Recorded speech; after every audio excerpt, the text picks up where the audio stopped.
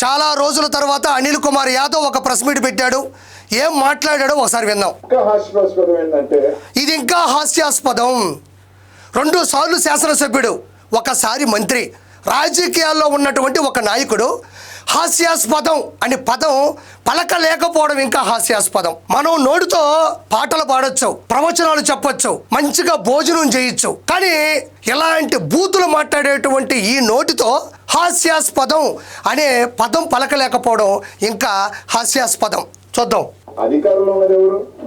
మేము వీరులు, పులులు, సింహాలు, మేము అనుకుంటే ఎవరు ఉండరు. ప్రగల్భాలు వెలిగేది ఎవరు? పులులు సింహాలు అని కూటమిలో ఉండేవాళ్ళు మాట్లాడుతున్నారని మన దూడపేదాలైనటువంటి అనిల్ కుమార్ యాదవ్ మాట్లాడుతున్నాడు. అయితే ఈ మహానుభావుడు పూర్వం రోజుల్లో ఏం మాట్లాడు అందరికీ తెలీదా? పర్సెంటా 1% తొందర ఎందుకన్నా, బుల్లెట్ దిగిందా లేదా, మేసం మెలేస్తా, తొడగొట్టేస్తా, ఓడిపోతే సన్యాసం తీసుకుంటాను, ఒక అమ్మ అబ్బకి పుట్టుంటే ఎదుకో, జల్లెడు బట్టి ఎదుకునా ఇలాంటి గుండె దొరకదు, ఇలాంటి గుండె కాదు అనిల్, ఇలాంటి గోండా దొరకడు, జగన్మోహన్ రెడ్డి లాంటి గోండా జీవితంలో దొరకడు. నీకు నోటికి ఏదొస్తే అది.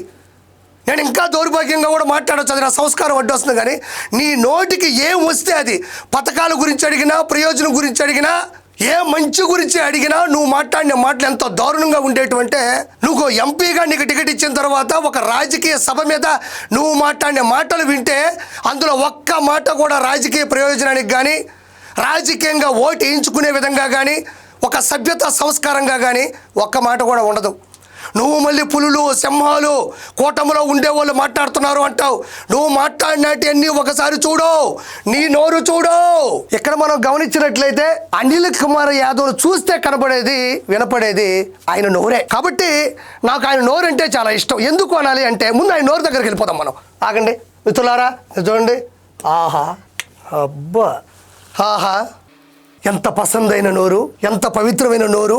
ఈ భూమి మీద బూతుల ప్రవాహాన్ని సృష్టించి 151 నుంచి 11కి అధఃపాతాళంలో తోసేసినటువంటి నోరు. ఈ నోరుకి నా నమస్కారం. ఒక్క నిమిషం. అవునులే. ఇప్పుడే అందిన తాజా వార్త, అనిల్ కుమార్ నోరు నుంచి నా చెవికి చిన్న మెసేజ్ ఇచ్చాడు. రానున్న రోజుల్లో నేను ఇంకా రెచ్చిపోతాను, కాబట్టి ప్రస్తుతానికి చెన్నైలో ఉన్నాను. రానున్న రోజుల్లో అన్న ఆదేశాల మేరకు దూరి ఆలోచన జ్ఞానాన్ని మరిచి విచక్షణ జ్ఞానంగా బూతులు తిట్టి 2-1 నేను పట్టుకెళ్ళిపోతాను అంటున్నాడు. చెప్పేసి ఆ మాట. Thank you.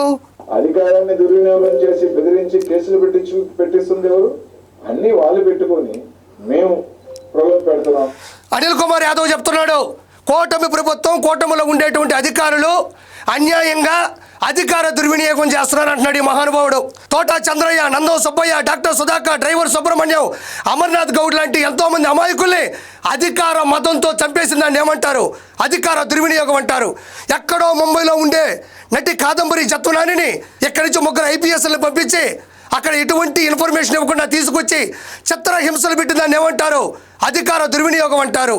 రఘురామ్ కృష్ణరాజు గారిని అన్యాయంగా లోపల తీసుకెళ్లి 3rd డిగ్రీ ఇచ్చిన దాన్ని ఏమంటారు? అధికార దుర్వినియోగం అంటారు.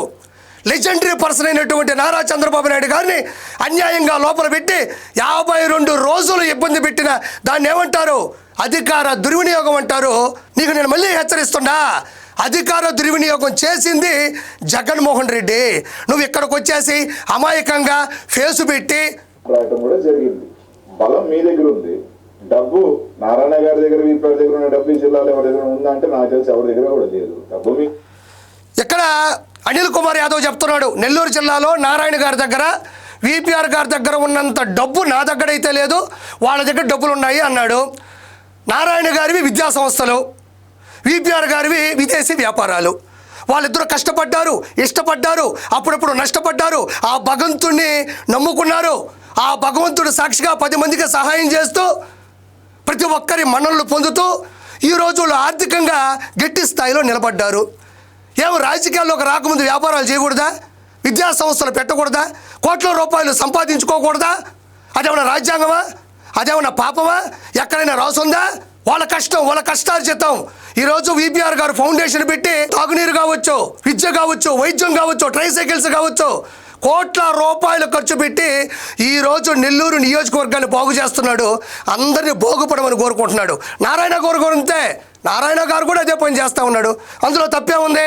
నీలాగా నెల్లూరు జిల్లాలో చుట్టుపక్కల ఉండేటువంటి నియోజకవర్గాల్లో కానీ, గ్రామాల్లో కానీ, మండలాల్లో కానీ తెల్లరాయి క్వార్జీ నువ్వు కాకాని గోవర్ధన్ రెడ్డి ఇద్దరు కలిసి అందులో ఏలు పెట్టి మొత్తం దందాలు చేసి, ఎగుమతి చేసి, రవాణా చేసి, విదేశాల్లో పెట్టుబడులు, షేరు మార్కెట్లు అడ్డదిడ్డంగా బెట్టింగ్ యాప్లు చేసింది ఎవరు? ఈ రోజు నీకు 5,000 కోట్ల నుంచి 10,000 కోట్ల రూపాయల అక్రమ ఆస్తులు ఎక్కడి నుంచి వచ్చాయి? చెన్నైలో విలాసవంతమైనటువంటి విల్లా ఎక్కడి నుంచి వచ్చింది? ముంబైలో ఒక అపార్ట్మెంట్ నీకు ఎక్కడి నుంచి వచ్చింది? అసలు ఈ రోజు నీకు ఇంత ధైర్యం ఎక్కడి నుంచి వచ్చింది? ఆ రోజు నువ్వు ఎత్తేసినటువంటి డబ్బులు తాలూకు దమ్ము ధైర్యమే నిన్ను మళ్ళీ ఇక్కడ తీసుకొని వచ్చింది. కాబట్టి వాళ్ళు కష్టపడ్డారు, వాళ్ళు ఇష్టపడ్డారు. వాళ్ళ గురించి మాట్లాడే స్థాయి కానీ, అర్హత కానీ, హోదా కూడా లేదు. వాళ్ళ ఖాళీ గోటికి కూడా నువ్వు పనికిరావు. గుర్తుపెట్టుకో అనిల్ కుమార్ యాదవ్. పోలీస్ మీ దగ్గర ఉన్నారు, ఎంత పెట్టుకొని క్యాంపు పెట్టుకుంటున్నారు అంటే ఎందుకు భయపడుతున్నారు అని అడుగుతా ఉన్నాం. మీ నాయకత్వం మీద మీకు నమ్మకం లేదా? మీ నాయకత్వం మీద అధికారంలో ఉండి కూడా మీరు 3.5 సంవత్సరం ఉండి మీకు నమ్మకం లేదనే కదా. మాకున్నది 11, మీకున్నది 41 అన్నారు. బలం ఉండి మీరు ఈరోజు క్యాంపులకు పరిగెత్తుతున్నారు అంటే అక్కడే తెలుస్తా ఉంది మీరు భయపడుతున్నారు. మీ కార్పొరేటర్ల మీద మీకు నమ్మకం లేదు. అక్కడ వాళ్ళు కూడా రేపు జగన్మోహన్ రెడ్డి గారు రాబోతున్నారనే భయం మొదలైంది అనేది స్పష్టంగా తెలియవుతుంది. నెల్లూరు నగరంలో వైఎస్ఆర్ కాంగ్రెస్ పార్టీ ఇక్కడ మా దగ్గర 11 మంది కార్పొరేటర్లు ఉన్నారు, మీ దగ్గర 41 కార్పొరేటర్లు ఉన్నారు. మరి 41 ఉన్నప్పుడు మీరు ఎందుకు క్యాంపు నిర్వహిస్తున్నారు అంటున్నాడు అనిల్ కుమార్ యాదవ్. వాళ్ళు ఏమన్నా చిన్న పిల్లలా, లేదా కిడ్నాప్ చేశారా? ఇలా పట్టుకొని ఇలా ఎత్తుకొని వెళ్ళిపోయి దాచేశారా? వాళ్ళు రాజకీయాల్లో ఉన్నోళ్లే కదా, మీతో ఉన్నోళ్లే కదా. క్యాంపుకి ఎలా తీసుకెళ్ళిపోతారు? మరి 2024 ముందు కూడా 151 సీట్లు ఉన్నాయి. అధికారం మీ చేతిలో ఉంది, గోండాయిజం మీ చేతిలో ఉంది. ఆ రోజుల్లో చంద్రబాబు నాయుడు గారు కూటమి ఏమాత్రం మీ వాళ్ళని తీసుకెళ్లి క్యాంపు నిర్వహించలేదే. ఎందుకంటే ఆ రోజుల్లో కూడా దాని గురించి మీరేం మాట్లాడలేదు కాబట్టి చెప్తున్నా. మరి 151లో వచ్చి 11 ఎందుకు వచ్చాయి? భగవంతుడు ఎందుకో ఏ సమయంలో ఆలోచించి పెట్టాడో తెలియదు కానీ వచ్చిన సీట్లు 11. ఎక్కడ కార్పొరేటర్లు కూడా 11. ఏం చెయ్యాలా? అనిల్ కుమార్ యాదవ్ ఒకడు గుర్తుపెట్టుకో, క్యాంపు అన్న విషయం పక్కన పెట్టు. 2024లో వచ్చిన కే ర్యాంపు గుర్తుందా? 151 నుంచి 11 పడిపోయి వచ్చిన కే ర్యాంపు. కే ర్యాంప్ అంటే నాకు తెలియదు, నేను చెప్పలేను. బహుశా మీకేమన్నా తెలుసుంటే కింద కామెంట్లో పెట్టండి. కాబట్టి నేను కోరుకునేది ఒకటే, ఈరోజు ప్రజలు కూటమి ప్రభుత్వం బాగుంది, పథకాలు బాగున్నాయి, మంచి చేస్తుంది, ప్రజల్లో ఉన్నారు, ప్రతి ఒక్కరు మంచి స్థాయిని ఆలోచిస్తున్నారు. విపిఆర్ లాంటి దేవుడు నెల్లూరుకి దక్కాడు.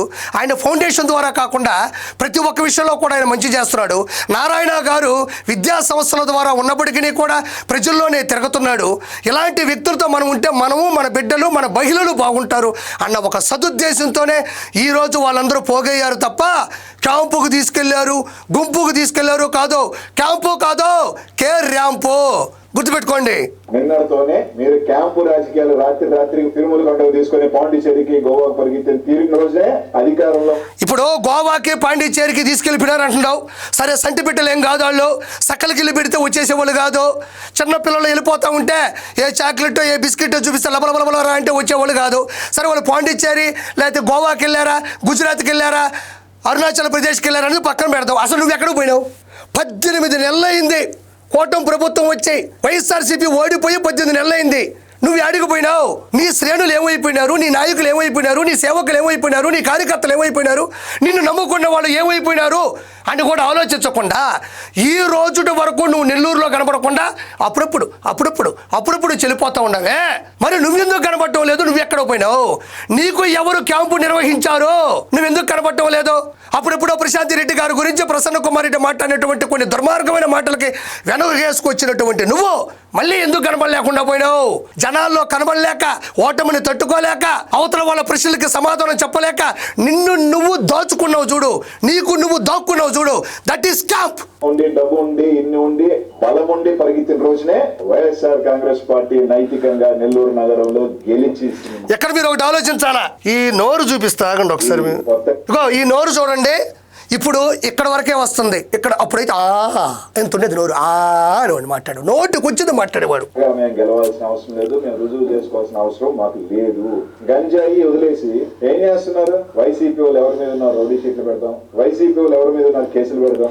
అసలు గంజాయిని ప్రవేశపెట్టినటువంటి గోండా, గంజాయిని ప్రవేశపెట్టినటువంటి దొంగ ఎవరైనా ఉన్నారంటే అది జగన్మోహన్ రెడ్డి. నెల్లూరులో కావలు తీసుకో, ఆత్మకూరు తీసుకో, ఉదయగిరి తీసుకో, నెల్లూరు రూరల్, నెల్లూరు సిటీ, సర్వేపల్లి, కోవూరు, ఏ నియోజకవర్గానికి వెళ్ళినా కూడా మిట్ట మధ్యాహ్నం పట్టపగలు డిగ్రీ కాలేజీల్లో, ఇంటర్మీడియట్ గవర్నమెంట్ కాలేజీల్లో రోడ్డు మీద గంజాయి అమ్మినటువంటి ప్రేరేపించినటువంటి ఉన్మాది ఉగ్రవాది ఎవరైనా ఉన్నాడంటే అది జగన్మోహన్ రెడ్డి. ప్రత్యేకంగా ఎవరూ చెప్పనక్కర్లేదు. నెల్లూరులో గత చరిత్రలో ఎప్పుడు లేని విధంగా 100% సీట్లతో జనాలు కూటమి ప్రభుత్వానికి అధికారం ఇచ్చారు అంటే ఎవరు గంజాయి అమ్మినట్టు. కాబట్టి ఏదైనా చెప్పుతో కొట్టడం అంటే చెప్పుకోవడం కాదు, ప్రజల ఓట్ల ద్వారా ఎంతమంది అసెంబ్లీకి వెళ్ళారు అన్న విషయాన్ని బట్టే ఎవరు ఏ తప్పు చేశారు అన్నది నిర్ధారణ అవుతుంది. అనిల్ కుమార్ యాదవ్ అయితే ఇక్కడ ఏదో చివరికి ఏమన్నా అన్నాడు, చూద్దామనండి. వైసీపీ వాళ్ళు ఎవరున్నారు ఇబ్బందులు పెడదాం, వైసీపీ నాయకులు ఎంతమందిని జైల్లో పెడదాం, మేము సునకానందం పొందుదాం, ఇంకా హాస్పిటల్. ఇక్కడ ఎవరి మీద కేసులు పెట్టారు, ఎవరిని లోపలేశారు, ఎవరిని కొట్టారు, ఎవరి మీద దుర్మార్గంగా ప్రవర్తించారో లిస్టు తీసుకోండి రా. నువ్వు నాతో డిబేట్కి రా, లేకపోతే నీ సాక్షి ఛానల్లో ఇలా పేపర్ పెట్టి వీళ్ళ మీద అన్యాయంగా కేసులు పెట్టారు, వీటికి నిర్ధారణ లేవు, వీటికి ఆరోపణలు ఉన్నాయి కానీ ఆధారాలు లేవు అని ఒక డిబేట్లో కూర్చో. అసలు నిన్ను నెల్లూరుకు వచ్చి అసలు తొడగొట్టేవాడివి, మీసం మెలేసేవాడివి. పోలవరం ఎప్పుడు ఫినిష్ అవుతావు స్వామి అని ఎవరిని అడిగితే చాలు నీ సెటైర్లు, నువ్వు మాట్లాడేటువంటి విలువ లేని మాటలు, నీ రోషం, నీ పౌరుషం ఇవన్నీ యాడిపోయినాయి. ఏమి ఎంతోముందు ఒకసారి ఓడిపోయిన తర్వాత బయటకు కనబడ్డప్పుడు నేను సవాల్ ఇసిరాను, వాళ్ళు ఎవరూ తీసుకోలేదు. ఎంత గొప్ప మాట. పరుచూరి బ్రదర్స్ రాయగలరా, త్రివిక్రమ శ్రీనివాస్ గారు రాయగలరా, ప్రపంచంలో ఏ రైటర్ అయినా దానికి కౌంటర్ రాయగలరా? ఆ గొప్ప కౌంటర్ రాసినటువంటి ఎన్కౌంటర్లో పోయినటువంటి గొప్ప వ్యక్తివి నువ్వు. కాబట్టి అనిల్ కుమార్ యాదవ్ నీ పాపాలు పండినాయి, నీ లోపాలు ప్రపంచానికి తెలిసినాయి. నువ్వు జీవితంలో రాజకీయుడుగా అనర్హుడివి, నువ్వు అనర్హుడివి. మీ అన్న అధికారంలోకి రాలేడు, అసెంబ్లీలోకి అసలు రాలేడు.